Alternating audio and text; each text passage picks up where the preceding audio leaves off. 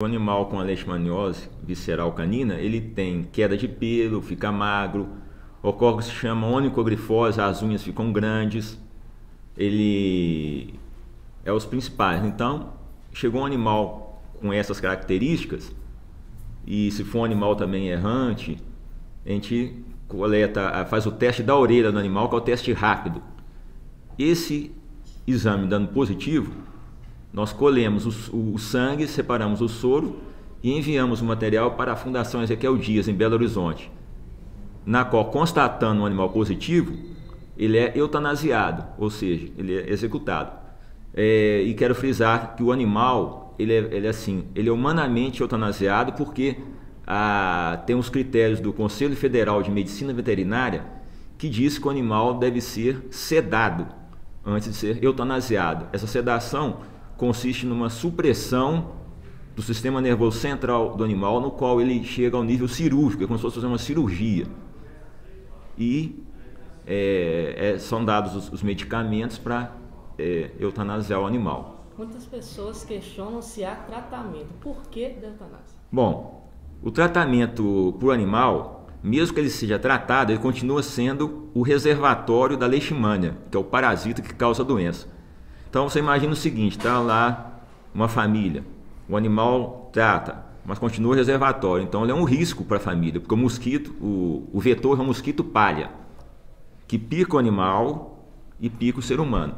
Enquanto o animal estiver com o parasita, ele é um reservatório potencial de transmissão, levando perigo não só para a família, mas para a comunidade em geral.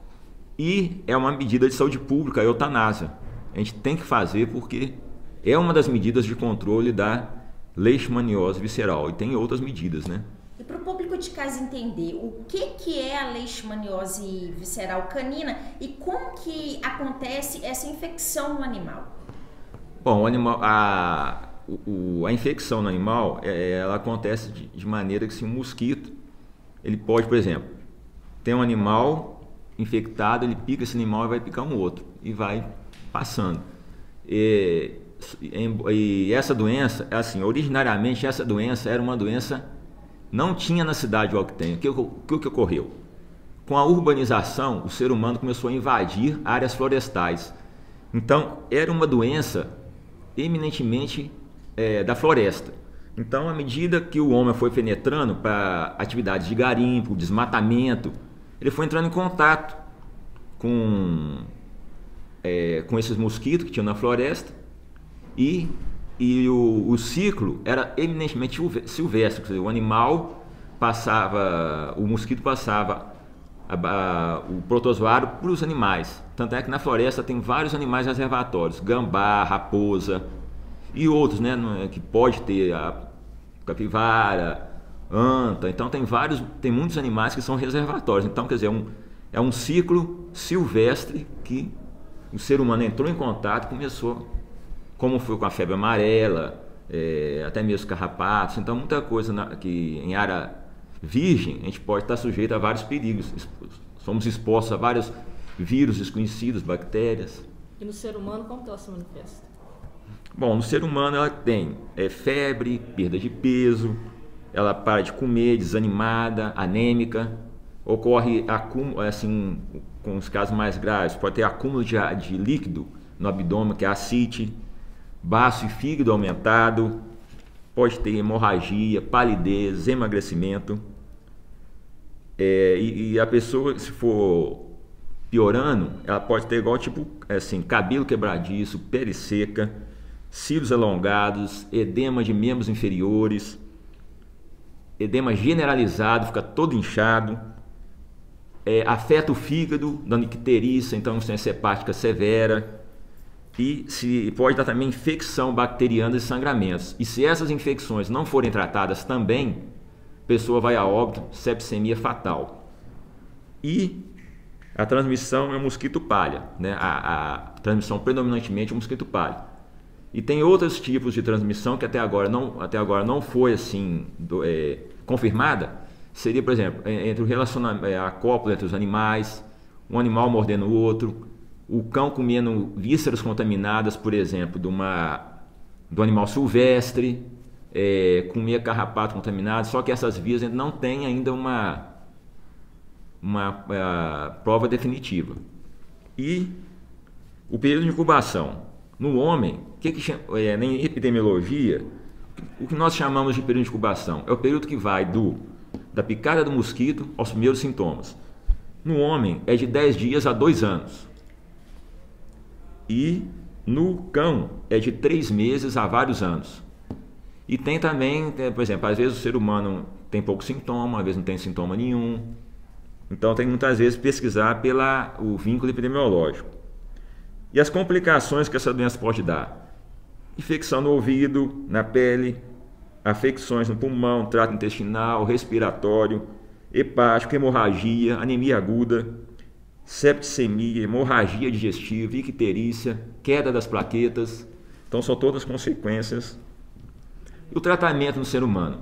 Atualmente são 3 drogas: o antimoniato, a anfotericina B e modernamente apareceu a anfotericina B lipossomal. Então, e no tratamento também tem que observar se a pessoa tem comorbidade hepática, renal, a grávida, se tiver uma grávida com leishmaniose visceral, muitas vezes não pode usar, tem que esperar a gravidez para depois fazer o tratamento. Então são situações mais complicadas.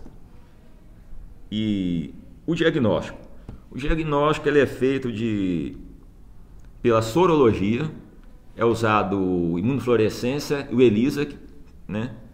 E também o exame ouro seria a punção da medula óssea, ou seja, teria que fazer uma punção geralmente eles fazem do osso da bacia ou do osso do externo. A medula óssea é aquela parte que tem dentro do osso, então punciona e aspira, faz uma lâmina.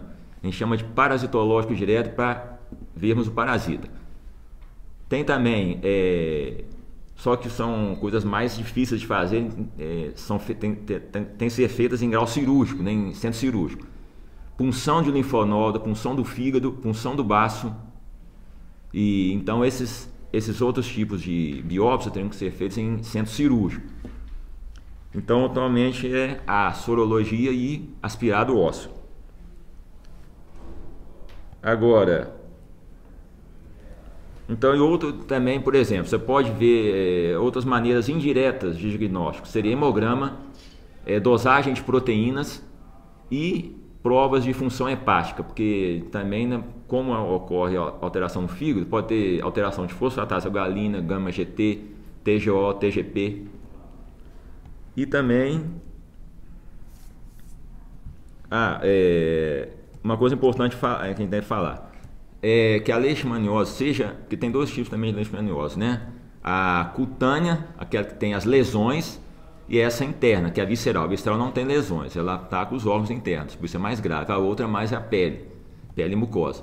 Agora, uma das maneiras da gente também prevenir a leishmaniose seria a pessoas que moram em matas morar pelo menos a uma distância de 500 metros da mata e evitar sombreamento sobre a casa, porque o flebótomo, o vetor, gosta de sombreamento.